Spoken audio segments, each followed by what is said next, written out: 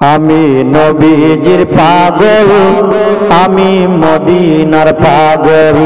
আমি নবীজির পাগল, আমি মদিনার পাগল। মদিনার ওই ধুলবালি মোট, মদিনার ওই ধুলবালি মোট নয়নের কাজল। আমি নবীজির পাগল, আমি মদিনার পাগল। আমি নবীজির পাগল, আমি মদিনার পাগল। আমার মনে নবী নবী, দুই চোখে মদিনার ছবি। আমার মনে নবী নবী, দুই চোখে মদিনার ছবি। আমার মনে নবী নবী,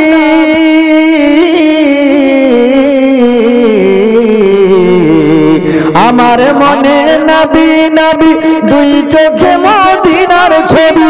আমার মনে নবী নবী, দুই চোখে মদিনার ছবি। নবীর প্রেমে দিতে রাজি, নবীর প্রেমে দিতে রাজি, নবীর প্রেমে দিতে রাজি জীবনের সকল। আমি নবীজির পাগল, আমি মদিনার পাগল। আমি নবীজির পাগল, আমি মদিনার পাগল। মদিনার ওই ধুলোবালি মোট, মদিনার ওই ধুলবালি মোট নয়নের কাজল। আমি নবীজির পাগল, আমি মদিনার পাগল। আমি নবীজির পাগল, আমি মদিনার পাগল। শুনিলে মদিনার কথা ভুলতে পারি সকল দাতা। শুনিলে মদিনার কথা ভুলতে পারি সকল দাতা। শুনিলে মদিনার কথা,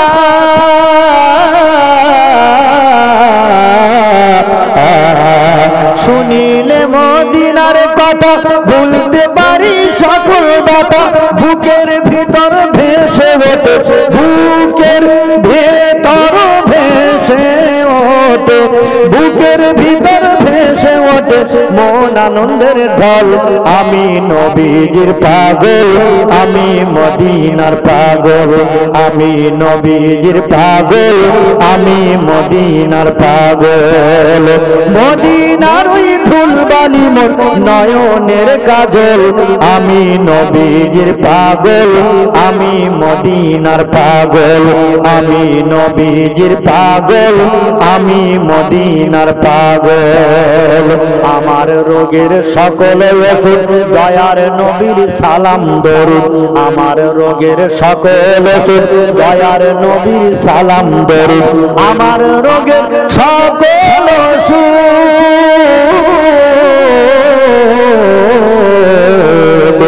আমার রোগের সকল দয়ার নবীর সালাম দরুদ। ভক্তি চিতে পড়ি যখন, ভক্তি চিতে পড়ি যখন অসুস্থ সবল। আমি নবীজির পাগল, আমি মদিনার পাগল। আমি নবীজির পাগল, আমি মদিনার পাগল। মদিনার ওই ধুলবালি মোট নয়নের কাজল। আমি নবীজির পাগল, আমি মদিনার পাগল। আমি নবীজির পাগল, আমি মদিনার পাগল। আল্লাহুম্মা মুহাম্মাদের সঙ্গে পড়ুন, সঙ্গে পড়ুন। মানুষ কথা বললে সত্য হয়, আবার মিথ্যাও হয়। মানুষ কাজ করলে সঠিকও হয়, আবার ভুলও হয়। আমার আল্লাহর কোনোদিন কাজের কোনো ভুল ভালো হয়েছে? আমার আল্লাহ কোনোদিন মিথ্যা টিথ্যা বলেছে? নাউজুবিল্লাহ। আমার আল্লাহ কোনোদিন মিথ্যাও বলেননি। আমার আল্লাহর কোনোদিন কাজের কোনো সংশোধনেরও প্রয়োজন হয়নি। এই জন্য তারও বাণী আমাদের ধর্মগ্রন্থ, যাহার পূত পবিত্র নাম হলো কোরআন শরীফ। তার আর একটি নাম এসেছে কোরআন মাজিদ, আর একটি নাম এসেছে দোয়া, আর একটি নাম এসেছে শিফা, আর একটি নাম এসেছে জিকির, আর একটি নাম এসেছে ফুরকান, আর একটি নামকরণ করা হয়েছে নূর, আর একটি নাম দেওয়া হয়েছে হুদা। এছাড়া আরও নাম এসেছে কোরআনুল করিম, কোরআনুল হাকিম, কোরআনুল মাজিদ, ফুরকানুল হামিদ। এভাবে আমাদের ধর্মগ্রন্থের টোটাল নাম এসেছে 55টির মতো। কটা? তাফসীরে রুহুল বায়ানের ভিতরে, তাফসীরে মাওজুহুল কোরআনের ভিতরে এসেছে আমাদের ধর্মগ্রন্থের টোটাল নাম এসেছে 55টির মতো। কোরআন ছাড়া পৃথিবীতে আর যত ধর্মগ্রন্থ আছে অধিকাংশ ধর্মগ্রন্থের একটাই করে নাম। বেদের নাম বেদ, পুরাণের নাম পুরাণ, গীতার নাম গীতা, ভগবতের নাম ভগবত, রামায়ণের নাম রামায়ণ, মহাভারতের নাম মহাভারত, গ্রন্থ সাহেবের নাম গ্রন্থ সাহেব। অধিকাংশ ধর্মগ্রন্থের একটাই করে নাম, বাড়তি কোনো নাম রচনাকারীরা দেন নাই। তার কারণ হলো মানুষের মগজের জ্ঞান হলো সীমিত। আমার আল্লাহ বলছেন, আমি তোমাদের মগজে যে জ্ঞান দিয়েছি, যে জ্ঞানের মাধ্যম দিয়ে তোমরা ক্যালকুলেটর বানিয়েছো, কম্পিউটার বানিয়েছো, রিমোট কন্ট্রোল বানিয়েছো, স্যাটেলাইট বানিয়েছো, স্পুটনিক বানিয়েছো, অ্যাপোলো বানালে, পাতাল রেল বানালে, হেলিকপ্টার বানালে, এরোপ্লেন বানালে, ওয়্যারলেস বানালে, টেলিফোন বানালে, রেডিও বানালে, ভিসিও বানালে, ভিডিও বানালে, কোল্ড স্টোর বানালে, ফ্রিজ বানালে, তোমরা বানিয়েছো ছোট্ট একটি যন্ত্র মেশিন যার ইংরেজি নাম মোবাইল। কি নাম বললাম? এক মোবাইলে তো দুনিয়া এখন থ হয়ে গেছে, ঠিক কি না? এক মোবাইলে এখন দুনিয়া ঠান্ডা হয়ে গেছে। বাচ্চাদের হাতেও যদি একটা কালারিং মার্কার দেওয়া হয়, ও 2-5 ঘন্টার খাওয়া দাওয়ার প্রয়োজন হবে না, ও শুধু সুইচ টিভি দেখতে কত রকম ফাংশন আছে। তাই এই ছোট্ট যন্ত্র মেশিন আবিষ্কারের মাধ্যমে পৃথিবীর অনেক যন্ত্র মেশিন এখন অকেজ হয়ে গেছে, ঠিক কি না? মোবাইল যদি এটা আপনার কাছে থাকে, ঘড়িতে এখন কোটা বেজেতে দেখার দরকার হবে না। কি ঠিক বললাম না ভুল বললাম? মোবাইল যদি এটা কাছে থাকে, বাম হাতে আর ঘড়ি দেখার প্রয়োজন হবে না, মোবাইলের সুইচ অন করলেই ঘড়ি পাওয়া যাবে। মোবাইল যদি এটা কাছে থাকে, দেয়ালের গায়ে ক্যালেন্ডারে আজ কি মাসের কত তারিখ দেখার প্রয়োজন হবে না, মোবাইলের সুইচ অন করলেই ক্যালেন্ডার বেরিয়ে পড়বে। মোবাইল যদি এটা কাছে থাকে, রাতের বেলা রাস্তাঘাটে বেরোতে গেলে আর টর্চ লাইটের প্রয়োজন হবে না, মোবাইলে টর্চ লাইট রয়েছে। মোবাইল যদি এটা কাছে থাকে, টেবিলের তলা থেকে রেডিও বার করে আর খবর শুনতে হবে না, মোবাইলে রেডিও টেলিভিশনও রয়েছে। মোবাইল যদি কাছে থাকে, ক্যামেরা এখন আর গোলায় ঝুলিয়ে নিয়ে বেড়াতে হবে না, এক মোবাইলে ঘন্টার পর ঘন্টা রানিং ক্যামেরায় ফটো তোলা যাচ্ছে। মোবাইল যদি কাছে থাকে, 10 রকম মাল নিয়েছেন দোকানদারের কাছ থেকে, খাতা কলমে আর ঘষাঘষির প্রয়োজন হবে না। 10 রকম মালের দাম কত আপনি ক্যালকুলেটর হিসেব করে নিতে পারবেন। 2 পয়সা ফাঁকি দেওয়ার মতো ক্ষমতা এখন আর দোকানদারের নাই। তা যাই হোক, এই ছোট্ট যন্ত্র মেশিন বানিয়েছে পৃথিবীর বিজ্ঞানীরা, বানিয়ে দুনিয়া ঠান্ডা করে দিয়েছে। এগুলো সব মানুষের মগজের ফসল। আমার আল্লাহ বলছেন, আমি তোমাদের মগজে যে জ্ঞান দিয়েছি, যে জ্ঞানের মাধ্যম দিয়ে এত কিছু তোমরা বানিয়েছো, তোমাদের জ্ঞান কতটা জানো তোমরা? রে বিশ্ববাসী, আমি তোমাদের মগজে যে জ্ঞান দিয়েছি, জ্ঞান কথাটা তোমরা কি জানো? আল্লাহ সত্য কোরআনে জানিয়েছেন, ওয়ামা উতিতুম মিনাল ইলমা ইল্লা কলিলা। আমি তোমাদের মগজে যে জ্ঞান দিয়েছি, যে জ্ঞানের মাধ্যম দিয়ে ক্যালকুলেটর বানিয়েছো, কম্পিউটার বানিয়েছো, রিমোট কন্ট্রোল বানিয়েছো, স্যাটেলাইট বানিয়েছো, স্পুটনিক বানিয়েছো, অ্যাপোলো বানালে, পাতাল রেল বানালে, হেলিকপ্টার বানালে, এরোপ্লেন বানালে, ওয়্যারলেস বানালে, টেলিফোন বানালে, রেডিও বানালে, ভিডিও বানালে, ভিসিআর বানালে, কোল্ড স্টোর বানালে, ফ্রিজ বানালে, হাজার যন্ত্র মেশিন বানিয়েছো।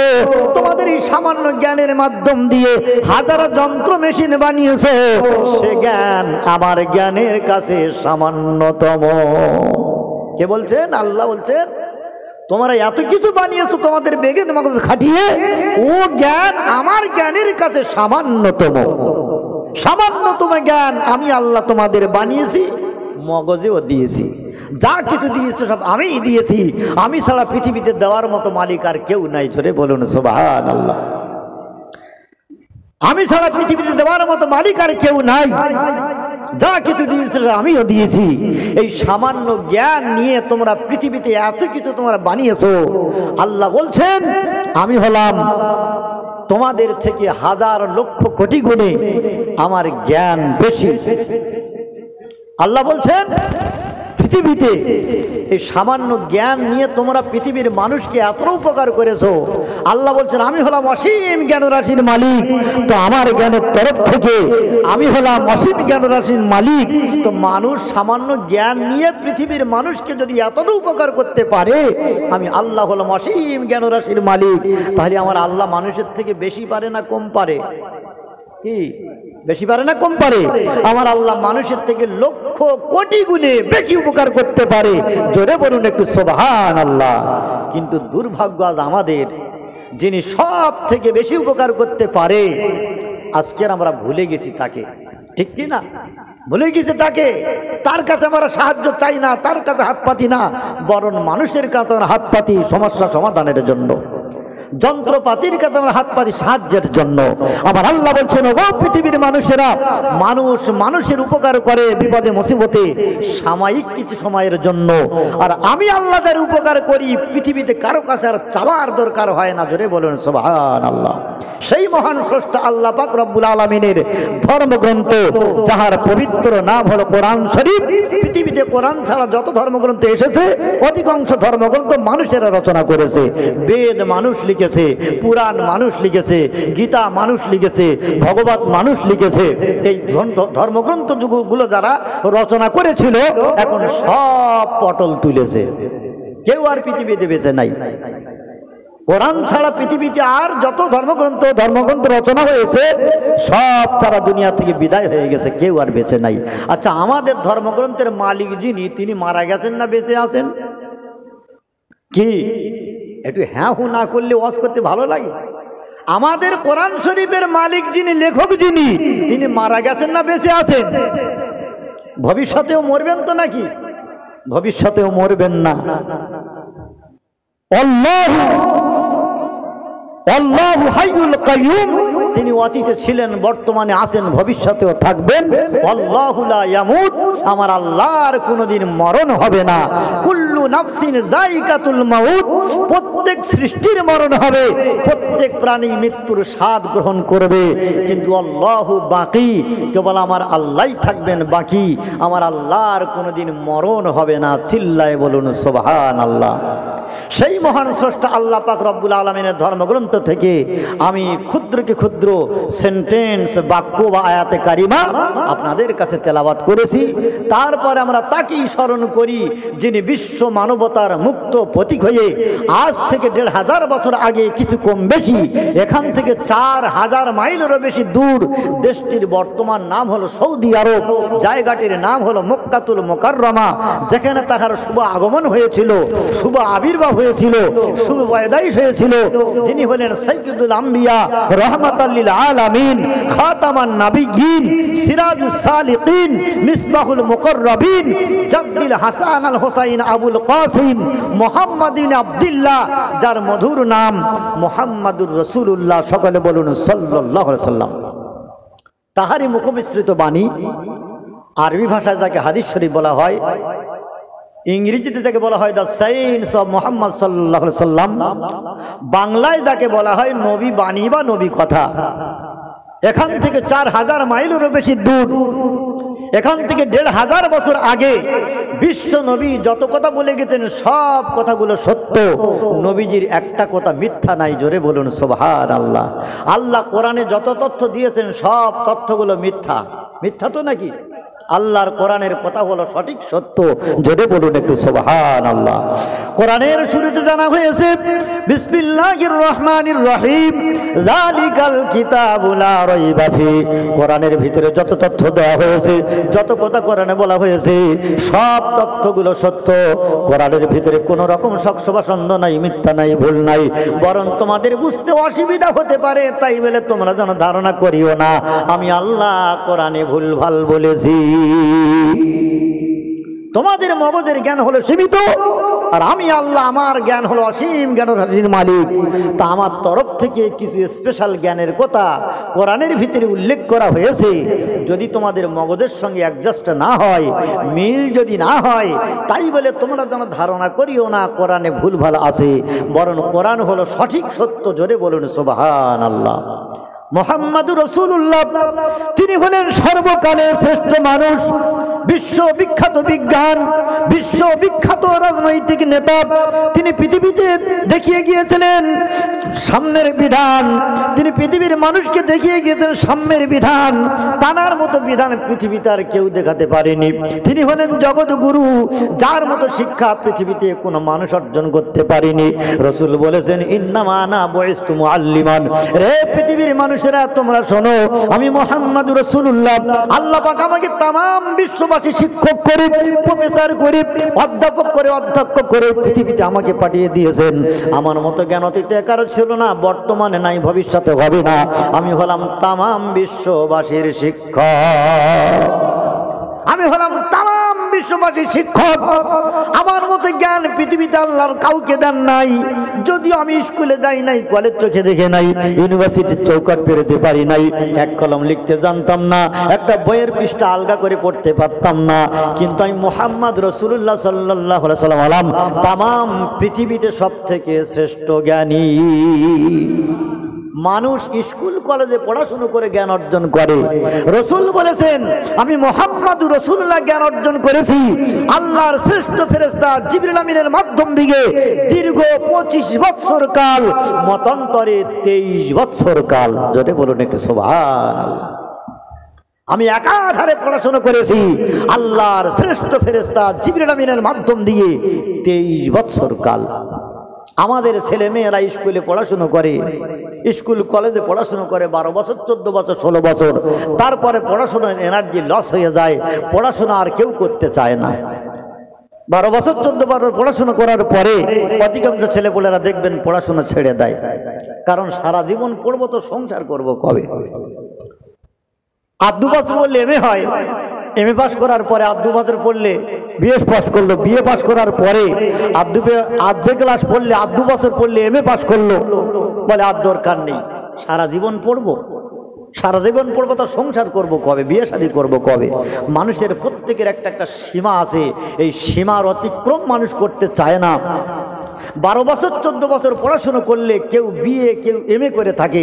রাসূল বলেছেন, আমি মুহাম্মদুর রাসূলুল্লাহ জ্ঞান অর্জন করেছি আল্লাহর শ্রেষ্ঠ ফেরেশতা জিবরিল আমিনের মাধ্যম দিয়ে 23 বছর কাল। জোরে বলুন সুবহানাল্লাহ।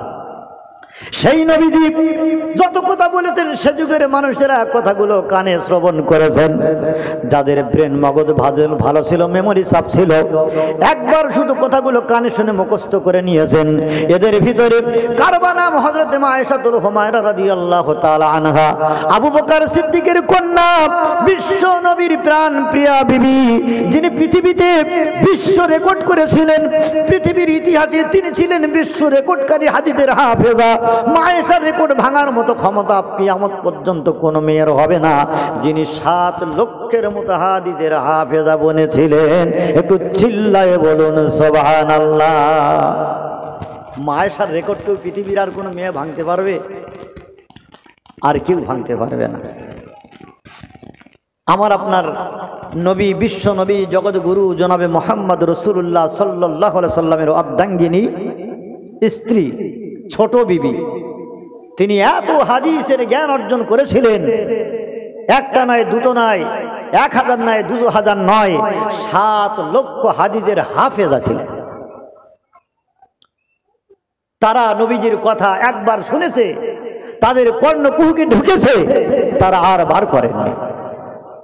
আর আমরা যদি একটা আলেম ওলামার মুখে হোক, জলসা জৌলুসের মাধ্যমে হোক, মসজিদের বয়ানে হোক, সে বয়ানে যদি আমরা কোরআনের কথা, নবীর হাদিস, সে কথা যদি কানে শুনি, এক কান থেকে ঢুকিয়ে দিই আর এক কান থেকে বার করে দিই, কাল কিয়ামতের কঠিন দিন, মুসিবতের দিনে আল্লাহ পাক রব্বুল আলামিন এই শুনে এক কান থেকে ঢুকিয়ে আর কান থেকে বার করে দেওয়া, এরও বিরাট বড় শাস্তি হবে, এরও বিরাট বড় শাস্তি হবে। সেই জন্য নবীর কথা আমরা যারা শুনবো আমাদের মানতে হবে। শুনেছিল আবু জেহেল, শুনেছিল আবু লাহাব, কিন্তু তারা কি মেনেছিল? তারা মানেনি, তাদের কলেমা নসিব হয়নি, তারা চির জাহান্নামী হয়ে দুনিয়া থেকে বিদায় নিয়ে কবরস্থ হয়ে গেছে। সেই নবীজি আমার বিশ্ব নবী, জগৎ গুরু জনাবে মুহাম্মদুর রাসূলুল্লাহ সাল্লাল্লাহু আলাইহি ওয়াসাল্লাম দুনিয়া থেকে বিদায় নিলেন। এই যে রবিউল আউয়াল মাসের আজকের 30 তারিখ শেষ হয়ে যাচ্ছে, এই মাসেই তিনি এই দুনিয়াতে এসেছিলেন, আবার এই মাসেই তিনি দুনিয়া থেকে ওফাত হয়েছিলেন। সেই নবীর সিরাত সম্বন্ধে আমরা আলোচনা করতে বসেছি। বিশ্ব নবীর চেহারা বিরল পথিকীর, তানার মতো চেহারা, তানার মতো সৌন্দর্য পৃথিবীর আর দ্বিতীয় কোনো মানুষের নেই। রসুলের নূরের জ্যোতি, রসুলের চেহারা মোবারক চাঁদের থেকেও সুন্দর, সূর্যের থেকেও সুন্দর। ধরে বলুন সুবহানাল্লাহ। হযরত আনাস রাদিয়াল্লাহু আনহু মা বলছেন, আল্লাহি লা শাক্কা ফীহি, আমি সেই খোদার কসম খেয়ে বলছি, একদিন নবী মুহাম্মদ রাসূলুল্লাহকে আমার বেটা আনাস দাওয়াত করেছে আমার বাড়িতে। আমি রান্না বান্না সেরে দরদার মুখে দাঁড়িয়ে আছি, কখন আসবেন আল্লাহর নবী আসার নামাজ সেরে আমাদের বাড়িতে মেহমানদারি গ্রহণ করতে খেতে। আমি পর্দার আড়ালে দরদার পাশে দাঁড়িয়ে আছি, আর আল্লাহর নবী আসার নামাজ সেরে কয়েকজন সাহাবীর সাথে করে নিয়ে আমার ঘরের দরজার দিকে এগিয়ে আসছেন। আল্লাহর নবী আমার ছেলে আনাসকে ডেকে বলেন, আনাস রে, আজকের রাত্রে তোমার বাড়িতে মেহমানদারির দাওয়াত। রে আনাস, তুমি আগে দিকে জায়গা তৈরি করো, আমরা তার একটু পিছনে পিছনে যাই। হযরত আনাস বলছেন, আমি নবীজির কথা শুনে বাইরের দরজায় এসেছি, এসে দেখছি আম্মাজান একবার দরজার পাশে দাঁড়িয়ে আকাশের চাঁদের দিকে লক্ষ্য করছেন, আর একবার রাস্তায় নবী আসছেন সঙ্গীদের সাথে করে নিয়ে নবীর চাঁদের মুখের দিকে তাকাচ্ছেন। আমার মাকে ডেকে বললাম, মা তারাই অম্মি, আমার আম্মাজান রাতের বেলা আপনি কি দেখছেন একটু বলুন। হযরত আনাসের মা বলছেন, বাবা আনাস, আজকের বিশ্ব নবী জনাবে মুহাম্মদ রাসূলুল্লাহ সাল্লাল্লাহু আলাইহি ওয়াসাল্লাম আমাদের বাড়িতে আসতেছে। সৌভাগ্য হয়েছে প্রাচীরের দরজার পাশে দাঁড়িয়ে দাঁড়িয়ে বিশ্ব নবীর চাঁদ মুখটা দেখার। আমি কিনা দরজার পাশে দাঁড়িয়ে দাঁড়িয়ে বিশ্ব নবীর চাঁদ মুখটা দেখছি। হযরত আনাস বলছেন, আম্মা জান, বিশ্ব নবীর চাঁদ মুখ দেখতেন ঠিক আছে, কিন্তু আকাশের দিকে কেন বারবার ফিরে ফিরে তাকাচ্ছেন? বারবার কোন আকাশের দিকে তাকাচ্ছেন? আনাসের মা বলছেন, বেটা আনাস রে, আমি আকাশের দিকে এই জন্য তাকাচ্ছি, পূর্ণিমার চাঁদ আল্লাহ কাছে উদয় করে দিয়েছে, পূর্ণিমার চাঁদের পেটে তবু কলঙ্কের দাগ দেখছি, কিন্তু মুহাম্মদ রাসূলুল্লাহর চেহারায় কোনো রকম দাগ দেখছি না। বিশ্ব নবীর চেহারাটা আমার চোখে যেন চাঁদের থেকে উজ্জ্বল লাগছে। নবীর চেহারার মতো উজ্জ্বল চেহারা পৃথিবীতে জীবনে আমি আর কিছু দেখি নাই। সেই নবীজি জনাবে মুহাম্মদ রাসূলুল্লাহ সাল্লাল্লাহু আলাইহি ওয়াসাল্লামের বিবি হযরত আয়েশাতুল হুমায়রা রাদিয়াল্লাহু তাআলা আনহা, যিনি 7 লক্ষের মধ্যে হাদিসের হাফেজা ছিলেন, 17 বছর বয়স পর্যন্ত নবীজিকে সেবা করার দায়িত্ব পেয়েছিলেন। হযরত আয়েশাতুল হুমায়রা 8 থেকে 8.5 বছর কাল বিশ্ব নবীকে স্বামী হিসেবে সেবা করার সুযোগ পেয়েছিলেন। হযরত আয়েশার বয়স যখন 17, নবী তখন দুনিয়া থেকে ইন্তেকাল করছেন। আয়েশার উরুরে মাথা রেখে একটু চিল্লায়ে বলুন সুবহানাল্লাহ। হযরত আয়েশা বলছেন, আল্লাহি লা শাক্কা ফীহি, আমি সেই খোদার কসম খেয়ে বলছি, ইউসুফ নবী রূপ সৌন্দর্য মণ্ডিত চেহারার কথা আল্লাহ কোরআনের ভিতরে বর্ণনা করে দিয়েছে। আমি আয়েশা বলছি, ইউসুফ নবীর রূপ সৌন্দর্য মণ্ডিত চেহারার কথা আল্লাহ কোরআনের ভিতরে বর্ণনা করে দিয়েছে। আমি আয়েশা বলছি, ইউসুফ নবী যে জন্য চেহারাবান যুবক হিসেবে বিবেচিত ছিল, প্রেমে বিবেচিত ছিল, সেই জামানায় যদি আমার নবী জন্মগ্রহণ করত, ইউসুফের চেহারাটা আমার নবীর চেহারার কাছে সূর্যের আলোর কাছে যেমন চাঁদের আলো নিভে যায়, আমার নবীর চেহারাটা এমন করে ইউসুফ নবীর চেহারার কাছে এমন করে সূর্যের আলোর মতো ওই ইউসুফের চেহারাটা নবীর চেহারার কাছে নিভে যেত। দুনিয়ার যুবতী মেয়েরা হাতের লেবু কাটতে কাটতে আঙুল কেটে দিয়েছিল ইউসুফ নবী রূপ চেহারা দেখতে যেয়ে, ইউসুফ নবী রূপ সুন্দর মণ্ডিত চেহারা দেখতে যেয়ে দুনিয়ার যুবতী মেয়েরা হাতের লেবু কাটতে কাটতে আঙুল কেটে দিয়েছিল। সেই যুবতীরা যদি আমার স্বামী মুহাম্মদ রাসূলুল্লাহকে যদি ওরা কাছের কাছ থেকে দেখতে পেত, ওরা কলিজায় পর্যন্ত ছুরি বসিয়ে দিয়ে জীবন শেষ করে দিত। আঙুল কাটা তো দূরে থাক, ওরা কলিজায় পর্যন্ত ছুরি বসিয়ে দিত। সেই নবীজিকে আল্লাহ পাক বিশ্ব শ্রেষ্ঠ মানুষ বানানোর জন্য পৃথিবীতে কয়েকটি স্পেশাল মুআজিজা নবীকে দান করেছিলেন। একটি মুআজিজা হলো পৃথিবীর জমিনে দাঁড়িয়ে আকাশের চাঁদ দুদিকে দুখণ্ডন করে দেওয়া। এটা হলো নবীজির একটা মুআজিজার উত্তম নমুনা। কিয়ামত পর্যন্ত পৃথিবীর কোনো মানুষকে যদি দায়িত্ব দেওয়া হয়, আকাশের চাঁদ কোনো মানুষ দুটুকরো করতে পারবে নাকি? পারবে? পৃথিবীর কোন মানুষকে যদি দায়িত্ব দেওয়া হয়, 7টা আকাশ পাড়ি দিয়ে সিদরাতুল মুনতাহা টপকে যেয়ে আমার আল্লাহর খাস কোয়ার্টার যেটু ঘুরে এসো, এ দায়িত্ব কেউ পালন করতে পারবে নাকি? পারবে? পৃথিবীর কোন মানুষকে যদি সময় দেওয়া হয়, তোমার পিঠে থেকে একটু নূরের আলোর চমক দিয়ে জ্বালিয়ে দুনিয়ার মানুষকে একটু দেখাও দেখি, পারবে নাকি কেউ? বিশ্ব নবীকে নবী হিসেবে প্রমাণ করার জন্য আল্লাহ তার পিঠে একটা আব দান করেছিলেন। আব, এই আবের ভিতর থেকে মাঝে মাঝে নূরে মুহাম্মাদির আলোটা ঝলক দিয়ে দিয়ে জ্বলে উঠতো। একটু চিল্লায়ে বলুন সুবহানাল্লাহ। যে আল্লাহ আব্দুল মুত্তালিবের কপালে ছিল, হেশামের কপালে ছিল, আব্দে মান্নাফের কপালে ছিল, সে আলোটা আব্দুল্লাহর কপালে জ্বলতে জ্বলতে বন্ধুগণ আমিনার রেহেমে আল্লাহ ঢুকিয়ে দিয়েছিলেন। সে আলোটা বাস্তব নমুনা দেখানোর জন্য তিনি যে আল্লাহ সেনা পয়গম্বর শ্রেষ্ঠ নবী, তাই আল্লাহ আবের ভিতর থেকে মাঝে মাঝে নূর মুহাম্মাদির আলোটা জ্বালিয়ে জ্বালিয়ে দেখাতেন। একটু চিল্লায়ে বলুন সুবহানাল্লাহ। যদি বলেন হোয়াট ইজ দ্য ডকুমেন্ট, তাহলে একটা ছোট্ট তথ্য আপনাদের কাছে দিলে, বিশ্বনবীর আবের ভিতর থেকে মাঝে মাঝে নূর মুহাম্মাদির আলোটা ঝলক দিয়ে জ্বলতো। আমরা তার বাস্তব নমুনা পেয়ে যাব। একটু মহব্বতের সঙ্গে দরুদ শরীফ পড়েন। আল্লাহুম্মা